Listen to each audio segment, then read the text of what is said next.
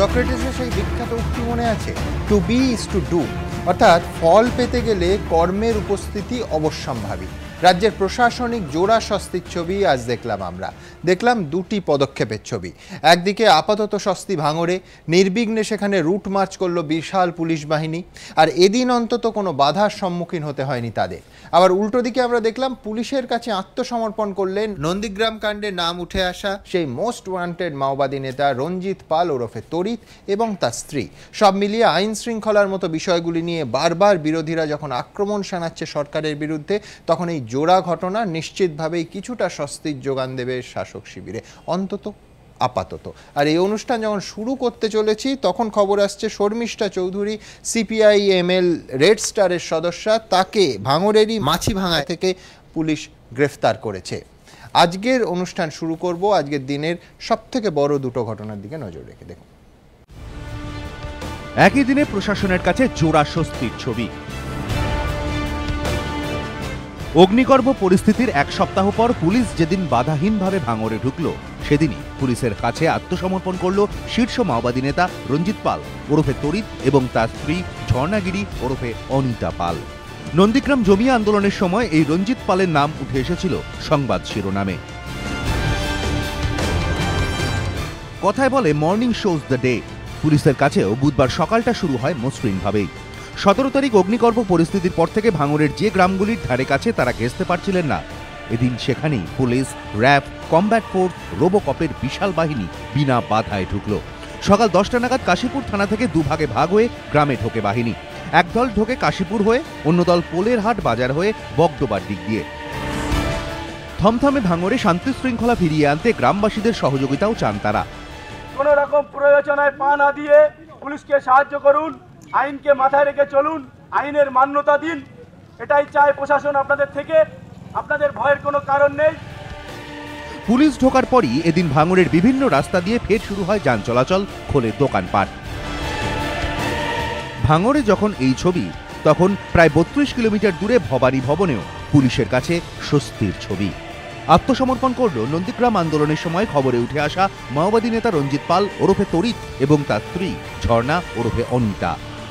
দীর্ঘ 17 বছরের বাস্তব অভিজ্ঞতা থেকে আমি ভালো করে বুঝতে পেরেছি যে সহিংস রাস্তায় জনগণ ও সমাজের ভালো করা সম্ভব নয়।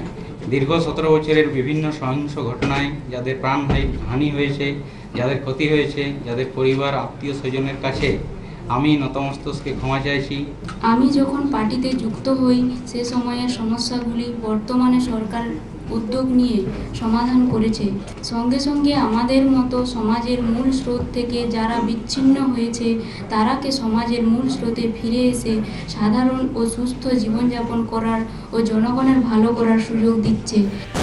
ভাঙড়কাণ্ড এবং গুজবে গণপিটুনির মতো ঘটনাকে হাতিয়ার করে বিরোধীরা যখন বারবার আইন শৃঙ্খলা অবনতির অভিযোগে সুর চড়াচ্ছে, তখন এই জোড়া ঘটনা প্রশাসনকে যথেষ্ট স্বস্তি দেবে বলেই মত পর্যবেক্ষকদের একাংশের। এবিপি আনন্দ। স্বস্তির পাশাপাশি গ্রেফতারের ছবিটাও দ্রুত জেনে নেব বিস্তারিত আমাদের প্রতিনিধি অর্ণব মুখোপাধ্যায়ের কাছ থেকে। অর্ণব, এই যে শর্মিষ্ঠা চৌধুরীকে ভাঙড় থেকে গ্রেফতার করা হলো এবং যে ছবি আমরা দেখালাম, প্রশাসন অবশেষে ভাঙড়ে ঢুকলো, কোথাও কি এই দুটো ঘটনা একই সূত্রে বাঁধা? মানে এই শর্মিষ্ঠা চৌধুরীর গ্রেফতার কি কোথাও একটা প্রশাসনিক নিয়ন্ত্রণ কায়েমের একটা পরিকল্পনার পার্ট? দেখো, একদমই। তার কারণ হচ্ছে এই শর্মিষ্ঠা চৌধুরী এবং অলিক চক্রবর্তী, এরা দুজনেই হচ্ছেন সিপিআইএমএল রেড স্টার তার কেন্দ্রীয় কমিটির সদস্য। এবং এই শর্মিষ্ঠা চৌধুরী এবং অলিক চক্রবর্তী, তাদের বিরুদ্ধে অভিযোগ ছিল যে এই যে গণ্ডগোলটা হয়েছিল ভাঙড়ে, যে গণ্ডগোলের পরিপ্রেক্ষিতে একদম পুলিশের গাড়ি জ্বালানো হয়েছিল, রাস্তা অবরোধ হয়েছিল, এই পুরো গণ্ডগোলে ইন্ধন দেওয়া এবং গণ্ডগোলে সরাসরি জড়িত থাকার অভিযোগ রয়েছে এই সিপিআইএমএল রেড স্টার কেন্দ্রীয় কমিটির এই দুই সদস্য ছাড়াও আরও বেশ কয়েকজন রয়েছে, কিন্তু এই দুই সদস্যেরও নাম রয়েছে। তো পুলিশ স্বাভাবিকভাবেই একটা এফআইআর করেছিল, সুমোটো এফআইআর, তাতে শর্মিষ্ঠা এবং অলিক চক্রবর্তীর নাম ছিল। কিন্তু যেটা দেখা গিয়েছে এরপরেও আমরা গত দুদিন দেখেছি যে একটা ঢিপঢিপা বাজার, অন্যদিকে হচ্ছে নতুনহাট বাজার, তপবনের মাঠ বলা হয়, এই দুটো জায়গায় এই দুজনই নেতা নেত্রী, তাদেরকে কিন্তু বক্তব্য রাখতে দেখা গিয়েছে এবং যে ভ্রান্ত প্রচারের কথা বলা হচ্ছিল সেই প্রচারই তারা করছিলেন। তারা বলছিলেন যে এখানে যদি এই ধরনের একটা পাওয়ার গ্রিড হয় তাহলে সাধারণ মানুষের ওপর কি ক্ষতিকর এফেক্ট এফেক্ট করতে পারে সেগুলো গ্রামবাসীদের তারা বোঝাচ্ছিলেন। এবং সেই সঙ্গে অলীক চক্রবর্তী এটাও যেটা বলছিলেন, নতুনহাটের যে মাঠে সভা হয়েছিল সেখান থেকে বলছিলেন আমরা শুনেছি আমাদের বিরুদ্ধে এফআইআর হয়েছে, কিন্তু তারপরেও তারা প্রকাশ্যে এরকম জনসভা করে বেড়াচ্ছিলেন বিভিন্ন গ্রামে গ্রামে। তো সেই জায়গা থেকে আজকে যেরকমভাবে দুদিক থেকে পুলিশ ঢুকলো, একসঙ্গে দুদিক থেকে রুট মার্চ করে পুলিশ ঢুকলো এবং পুলিশ ঢোকার পরে সাধারণ মানুষকে কনফিডেন্সে আনার জন্য বারবার ঘোষণা করলো যে পুলিশ আপনাদের পাশে আছে, আপনারা পুলিশের সঙ্গে থাকুন। এদিকে যেরকম একদিকে কনফিডেন্স বিল্ড আপটার চেষ্টা করলো পুলিশ, সেই সঙ্গে দেখা গেল যে যারা বারবার যেটা প্রশাসনিক সূত্রে বলা হচ্ছিল যে বহিরাগতরা এই গণ্ডগোলটার জন্য দায়ী এবং বহিরাগতরাই মূলত এই ইন্ধন দিচ্ছেন এবং এই ধরনের প্রচার করছেন, সেই বহিরাগতদের মধ্যেই অন্যতম নেত্রী যিনি রয়েছেন সিপিআইএমএল রেড স্টার, সেই শর্মিষ্ঠা চৌধুরীকে মাছিভাঙা থেকেই পুলিশ কিন্তু গ্রেফতার করলো। এবং যেটা জানা যাচ্ছে যে শুধু গ্রেফতার করাই নয়, প্রায় এদিন সকাল থেকেই কিন্তু তাকে ট্র্যাকে রাখা হয়েছিল এবং তিনি একটা নির্দিষ্ট জায়গায় যে রয়েছেন সেটা ক্রমশ পুলিশ বুঝতে পারছিল এবং তাকে প্রায় ঘিরে ফেলা হয়েছিল বলা চলে। এবং তারপরে সেই মাঝিভাঙা গ্রাম থেকে পুলিশ তাকে গ্রেফতার করেছিল। সুমন, আরেকটা জিনিস বলে রাখা ভালো যে গতকাল যখন সব্যসাচী দত্ত তিনি গ্রামে ঢুকেছিলেন, ঢুকে পুলিশের গাড়িগুলো বের করার চেষ্টা করছিলেন, তখন কিন্তু যে প্রতিরোধটা সামান্যও দেখা গিয়েছিল মাছিভাঙা গ্রামে, মনে করে দেখতে হবে যে একটা রাস্তা কাটার চেষ্টা হয়েছিল, সেই মাছিভাঙা গ্রামেতেই কিন্তু এরা ছিলেন। এবং সেই জায়গা থেকে আজকে পুলিশের রুট মার্চ, সাধারণ মানুষকে পাশে পাওয়ার চেষ্টা এবং তার সঙ্গে সঙ্গে যারা ইন্ধন দিচ্ছিলেন বলে অভিযোগ দায়ের হয়েছিল তাদের মধ্যে শর্মিষ্ঠা চৌধুরীকে কিন্তু গ্রেফতার করলো পুলিশ। একেবারেই ধন্যবাদ অর্ণব। আমি আবার ঘটনার আপডেট নেব, তার আগে দ্রুত একবার আপনাদের দেখাবো একদিকে প্রশাসন যেমন ঢুকলো এই ভাঙর কাণ্ডে যে দুজন মানুষের মৃত্যু হয়েছিল তাদের পরিবারের লোক নিরপেক্ষ তদন্ত দাবি করে আজ আদালতের দ্বারস্থ হলেন। দেখুন,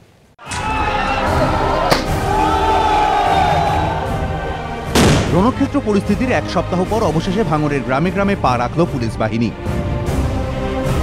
এক সপ্তাহ আগেও লাঠিসোঁটা নিয়ে গুড়ি ফেলে রাস্তা কেটে যে পুলিশকে আটকে ছিল ভাঙড়বাসী, সেই পুলিশই বুধবার বিনা বাধায় রুট মার্চ করলো ভাঙড়ের রাস্তায়। লোকজন দেখলো, চুপ করে থাকলো, কেউ কেউ তো স্বস্তির নিঃশ্বাসও ফেললো।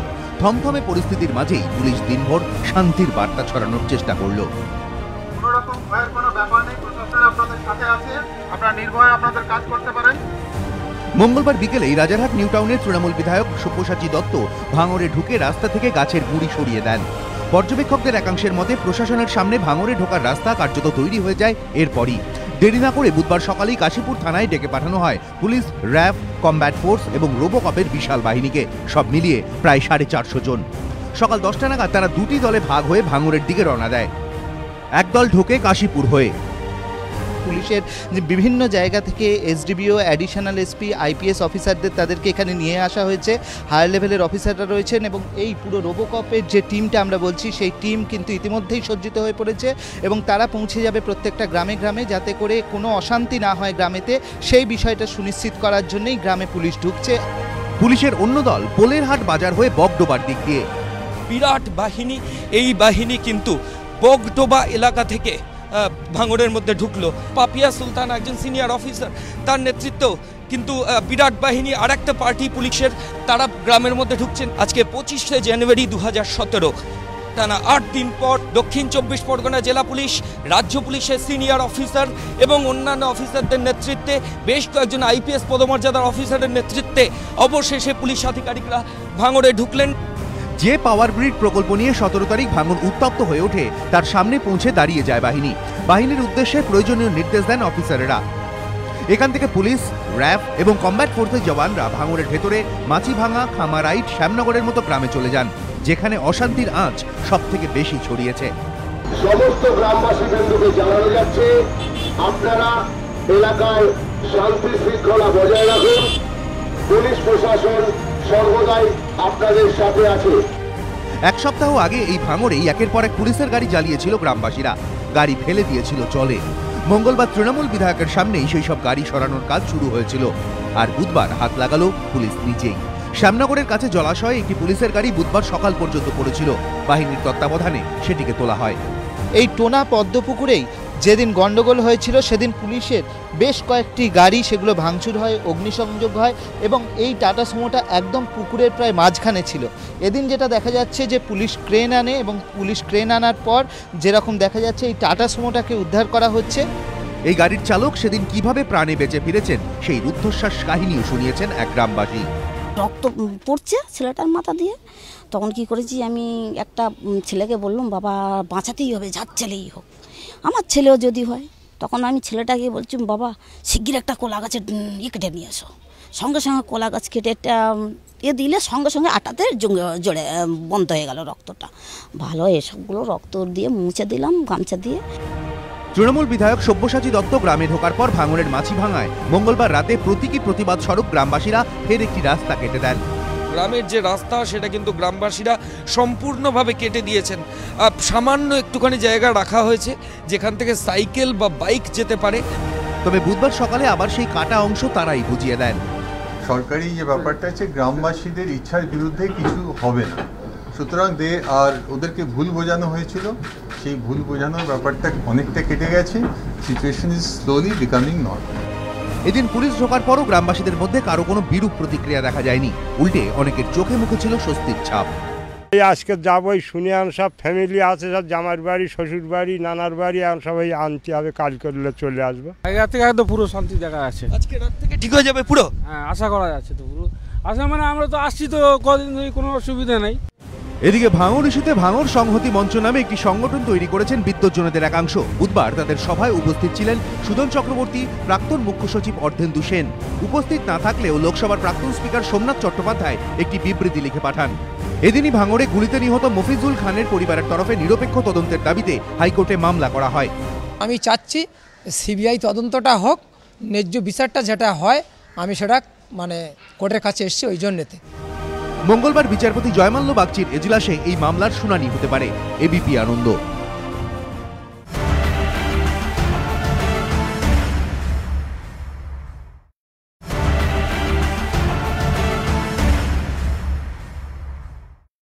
সোমবাবু, ভাঙড় এবং রঞ্জিতের আত্মসমর্পণ, এই ইতিবাচক ছবিগুলোর পাশাপাশি আমার একটা খটকা আছে, সেটা হচ্ছে পুলিশের গাড়ি উদ্ধার করলো পার্টি, পুলিশের পোশাক উদ্ধার করছেন রাজনীতিকরা।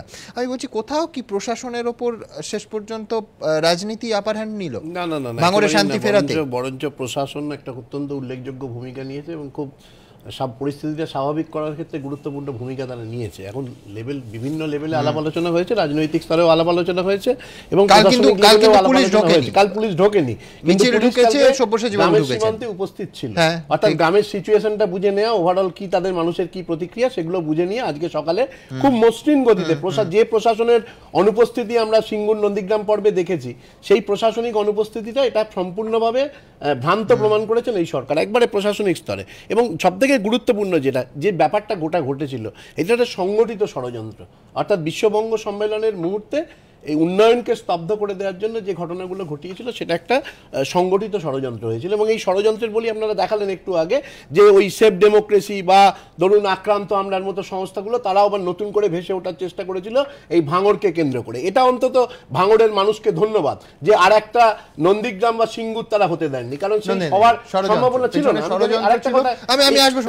আমি প্রথম যেটা বলি, যেটা বলছেন, যেটা প্রশাসনিক সাফল্য, আমি মোটেই মনে করছি না। কারণ এটা যদি এক সপ্তাহ আগে প্রশাসন উদ্যোগ নিয়ে সেখানে যেত, বা যে দুজন মারা গেছেন সেই জায়গাটা, বা এখনো পর্যন্ত 16 জন গ্রেফতার, মানে ওখানে অনেক ঘটনা ঘটে গেছে এক সপ্তাহ ধরে, সেখানে প্রশাসন কোনো দায়িত্ব বহন করেনি। গতকাল তৃণমূল কংগ্রেসের পক্ষ থেকে একটা শান্তি মিছিল হলো, সব্যসাচী দত্ত গেলেন, তিনি ওখানে আদৌ সেখানকার সঙ্গে, এই অঞ্চলের সঙ্গে তিনি যুক্ত নন, তিনি বাইরে থেকে গেছেন, এবং তার সঙ্গে কারা গেছে, তারা গিয়ে ওখানে কি করেছে, যে আজকে হঠাৎ চিত্রটা পাল্টে গেল, এই জিনিসটা কখনোই আমাদের কাছে বিশ্বাসযোগ্য না। মানে পুরো জিনিসটা একটা রূপকথার গল্পের মতো লাগছে। না, আমি একটা কথা বলি, এবার সিঙ্গুর নন্দীগ্রামেও যেটা বলছেন, সিঙ্গুর নন্দীগ্রামের পটভূমিকা সম্পূর্ণ আলাদা। নন্দীগ্রামে অনেকগুলো দিন ধরে পরপর গ্রাম বন্ধ করে রাখা হয়েছিল, এবং সেখানে রাস্তা কেটে তারপর মানুষ খুনও হয়েছে। মানে সেখানে দাঁড়িয়ে মানে আজকে আমরা ভুলে যেতে পারি যে পুলিশ প্রশাসনের থেকে যিনি গিয়েছিলেন, সেই তাকে খুন করা, সেই যিনি পুলিশ অফিসার ছিলেন তাকে খুন করা, সেখানে দাঁড়িয়ে শঙ্কর সামন্ত থেকে শুরু করে এরকম 4-5 জনকে হত্যা করা, 14 জন মানুষের মৃত্যু হয়েছিল। সেটা কিন্তু সিবিআই রিপোর্ট আছে। সিবিআই রিপোর্ট যেভাবে আপনি নিশ্চয়ই সিবিআই চার্জশিটটা দেখেছেন, যে পুলিশ কোন কোন স্টেপে দাঁড়িয়ে কি নিয়েছিল দায়িত্ব। না, 14টা মানুষের মৃত্যু হয়েছিল, ওটাকে জাস্টিফাই করা যায় না। আমি একদমই জাস্টিফাই করছি না, একদমই জাস্টিফাই করছি না, সমস্ত তথ্য জানো, কিন্তু এটাও সেটা নয়।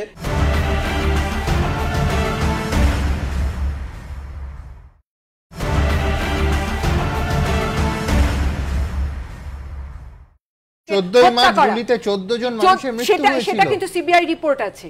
সিবিআই রিপোর্ট যেভাবে আপনি নিশ্চয়ই সিবিআই চার্জশিটে দেখেছেন যে পুলিশ কোন কোন স্টেপে দাঁড়িয়ে কি নিয়েছিল দায়িত্ব। না 14টা মানুষের মৃত্যু হয়েছিল, ওটাকে জাস্টিফাই করা যায় না। আমি একদমই জাস্টিফাই করছি না, একদমই জাস্টিফাই করছি না, সমস্ত দুঃখজনক, কিন্তু এটাও ঘটনা, সেটা নয়।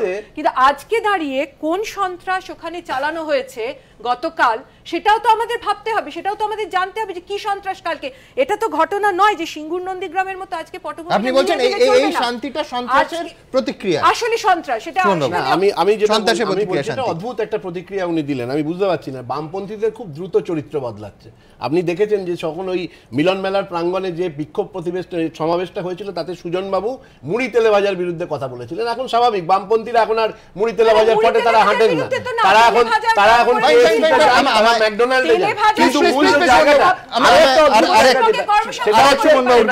পশ্চিমবঙ্গের প্রাক্তন মুখ্যমন্ত্রী বুদ্ধদেব বাবুর ভূমিকা। আজকেই আনন্দবাজারের খবরে আমি চমকে গেলাম যে মানুষটি অত্যন্ত সুন্দরভাবে বণিক সভার মিটিং এ গিয়ে বলেছিলেন যে আমি যে দল করি দুর্ভাগ্যজনকভাবে সেই দল বন্ধকে সমর্থন করে। তা সেই প্রপ কমিটির মাথা বুদ্ধদেব বাবুর নির্দেশে এই শিল্প সম্মেলনের মঞ্চে কাছাকাছি এসে এই বিক্ষোভ সমাবেশ। আমি ডাইভার্ট হতে দেব না। সুমন বাবুর কাছে আমার প্রশ্নটা একদম আলাদা।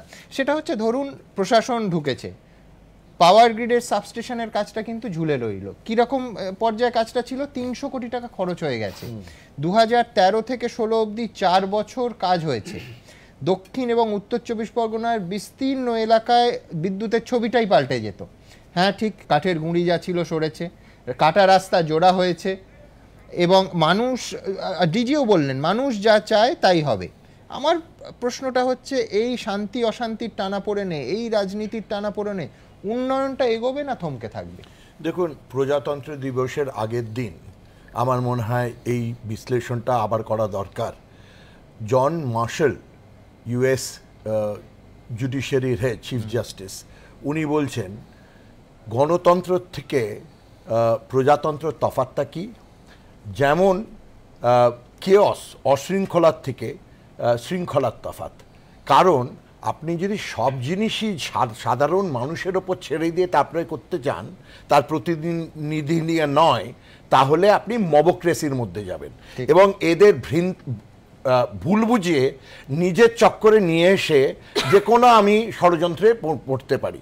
ঠিক একই ইঙ্গিত জওহরলাল নেহরু বলছেন যে আমি গণতন্ত্র এই জন্যই চেয়েছি, ভালো বলে নয়, কারণ এর থেকে যে কোনো আদার সিস্টেম আরও খারাপ। গণতন্ত্র চালাতে গেলে চাই শিক্ষা। আমাদের যেটা পরিষ্কার দেখতে পাচ্ছি যে আজকে যথেষ্টভাবে আমরা বোঝাতে পারিনি যে পাওয়ার গ্রিড বা ইলেকট্রিসিটির দরকারটা কি। সেটা যদি বুঝিয়ে থাকতাম, নিশ্চয়ই এককালে সবাই বুঝেছিল, নইলে 13 সাল থেকে 17 সাল হয় না। এটা তো কমপ্লিটলি বোঝা যাচ্ছে একটা সাবোটাজ, একটা রাজনৈতিক ইয়ের জন্য এটা করা হয়েছে। জমির জন্য যাই নেওয়া থাকুক, সেটা যাওয়া উচিত ছিল কোর্টে। শোনবাবু, আমি আপনাকে এবং দর্শকদের দেখাতে চাইবো যে শুধুমাত্র পাওয়ার গ্রিডের সাবস্টেশন নয়, রাস্তার কাজ সেটাও আটকে রয়েছে। দেখুন, এক জায়গায় স্বস্তির আভাস মিলতে না মিলতেই আরেক জায়গায় নয়া অস্বস্তির ভ্রুকুটি।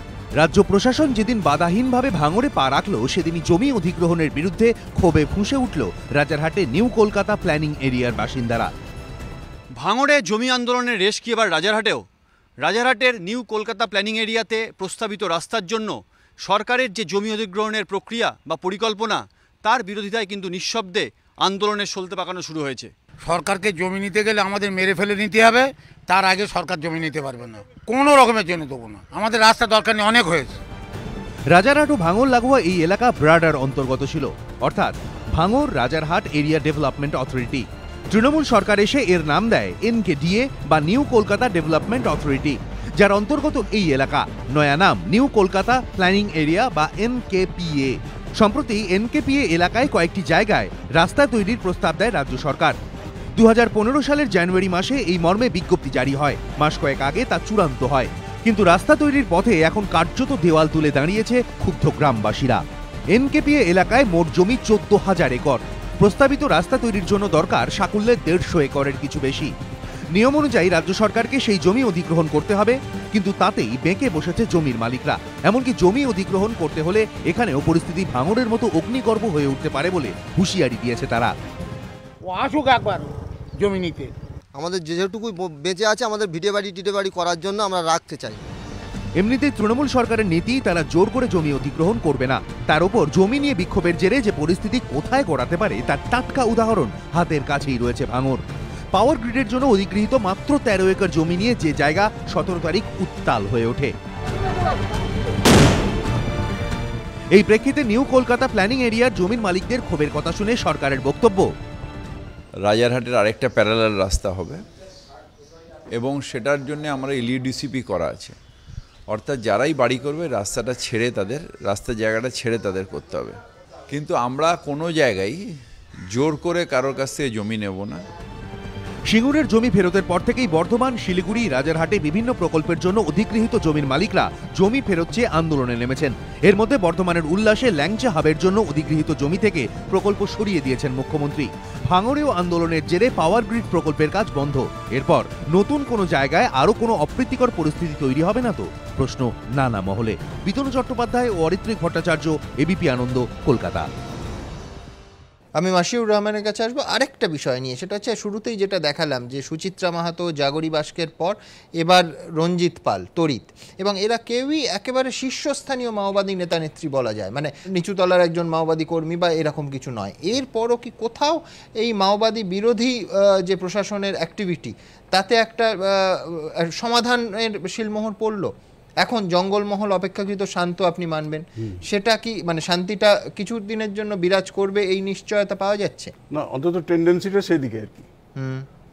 মানে অনেক ধরুন রঞ্জিত ছিল একেবারে ফ্রন্টলাইন মাওয়িস্ট, মানে নন্দীগ্রামের সময় একটাই নাম শোনা যেত। তো এটা একটা নিশ্চয়ই পজিটিভ দিক যে সারেন্ডার করলো এবং আরো অনেকে সারেন্ডার করেছে এর আগে, তো সেই দিকে এগোচ্ছে।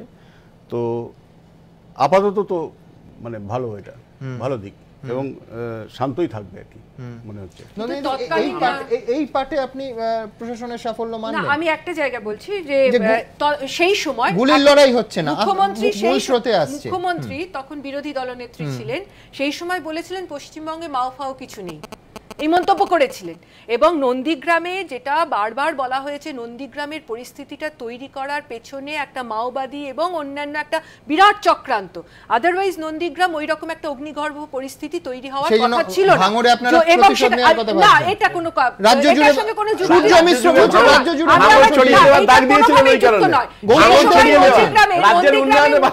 তৎকালীন মুখ্যমন্ত্রী পরিষ্কার তিনি ঘোষণা করেছিলেন যে ওখানে কেমিক্যাল হাব হবে না। তারপরেও কিন্তু সেই আন্দোলন দীর্ঘদিন ধরে চলেছে। আমি সবটা বলছি নন্দিনী, 14ই মার্চের ঘটনা আমার প্রশ্ন সেই জন্য প্রতিহিংসা। 14ই মার্চের ঘটনা ঘটতো না, এটা প্রতিহিংসার কোনো প্রশ্ন নেই। এখানে আমি আপনাকে আপনি বললে এক্ষুনি আবার দেখিয়ে দেব। সুমন বাবুর যে বক্তব্য, সেখানে একটা কথা বলছি। সুমন বাবু ছাড়ুন, আমি বলছি সুমন বাবুর বক্তব্যে দেখুন নন্দিনী, আমার প্রশ্নটা খুব পরিষ্কার। সূর্য মিশ্র এবং গৌতম দেব, আমাকে বলতে দিন প্লিজ। পাওয়ার গ্রিড যদি তৈরি হয় একটা উন্নয়নমূলক কাজ, নিঃসন্দেহে ওয়েলকাম করার মতো, কিন্তু সেই জমিও যেভাবে নেওয়া হয়েছে, কিভাবে নেওয়া হয়েছে? একদিকে ওনারা বলছেন যে জমির কাছ থেকে জমি নেওয়া হবে না, এটা বলছেন, কিন্তু তারপরে ওখানে জমি মাফিয়া যারা, তারা পুরো অঞ্চলটা ঘিরে ফেলেছে, জমি দখল করছে এবং সেখানে দাঁড়িয়ে কৃষকরা ক্ষতিপূরণ পেয়েছে কিনা, সেখানে যারা ক্ষেত মজুর আছে, যারা ওই জমি, আমি আগের দিনে বলে গেছি, ওই জমির উপর নির্ভরশীল, তারা পাচ্ছে কিনা কম্পেনসেশন, এটা জানতে হবে তো। আপনি যদি প্রাইভেট কাউকে বলেন, প্রাইভেট সমর্থন করেন না,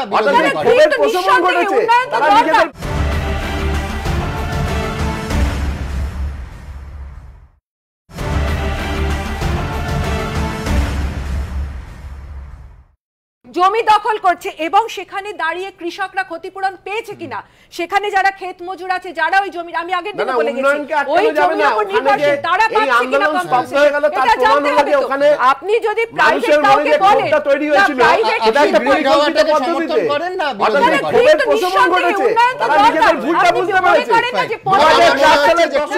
সময়ের চাকারটা উল্টো দিকে যাচ্ছে। আমি দ্রুত একবার দেখাবো, রঞ্জিত পাল আজকে আত্মসমর্পণ করলেন। মাওবাদী নেতা কিষেনজির মৃত্যু এবং বিক্রমের গ্রেফতারির পর থেকে রাজ্য পুলিশের মাথা ব্যথার কারণ ছিল একটাই নাম, রঞ্জিত পাল। বুধবার সেই রঞ্জিতই ভবানী ভবনে রাজ্য পুলিশের ডিজির কাছে আত্মসমর্পণ করল, সঙ্গে রঞ্জিতের স্ত্রী ঝর্ণা গিরি ওরফে অনিতা পাল। আজকে আমাদের এখানে রঞ্জিত পাল, who is about 45 years age, যার বিরুদ্ধে অনেকগুলো কেস আছে সে এখানে সারেন্ডার করবে।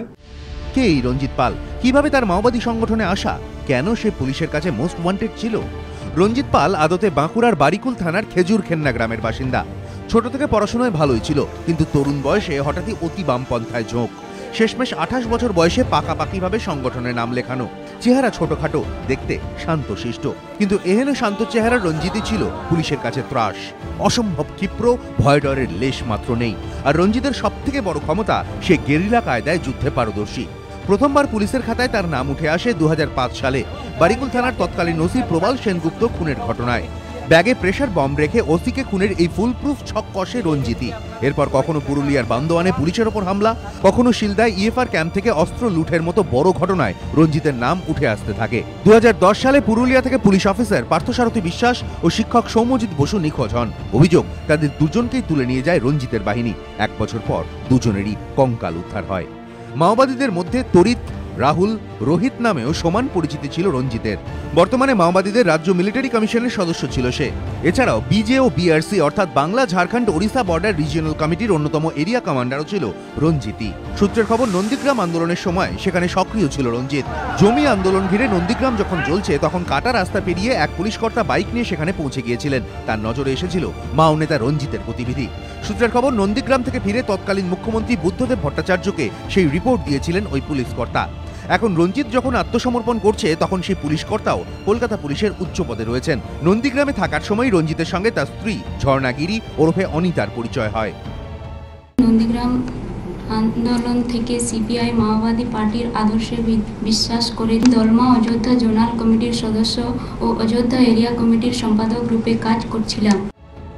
নন্দীগ্রাম ছাড়ার পর বাংলা, ওড়িশা, ঝাড়খণ্ডের সীমান্তবর্তী জঙ্গল ঘেরা পাহাড়ে মাওবাদীদের ট্রেনিং দিত রঞ্জিত। তারপর হঠাৎ আত্মসমর্পণ কেন? সহিংস রাস্তায় জনগণ ও সমাজের ভালো করা সম্ভব নয়, এমনকি নিজের স্ত্রী, পরিবার, মা বাবারও সেবা করা সম্ভব নয়। রঞ্জিতের আত্মসমর্পণের পর মাওবাদীদের যে শীর্ষ নেতারা এখনো অধরা, তারা হলো আকাশ ওরফে অসীম সরকার, মদন মাহাতো, জয়ন্ত এবং সচিন। তবে পুলিশ সূত্রে দাবি, জাগরি বাসকে সুচিত্রা মাহাতোর পর রঞ্জিতের মতো শীর্ষ নেতার আত্মসমর্পণে মাওবাদীদের কোমর আরও ভেঙে যাবে। সেক্ষেত্রে বাকিদের ধরার পথ মসৃণ হবে, নয়তো তারা আত্মসমর্পণেও বাধ্য হতে পারে। রাজর্ষি দত্তগুপ্ত ও আবির দত্ত, এবিপি আনন্দ।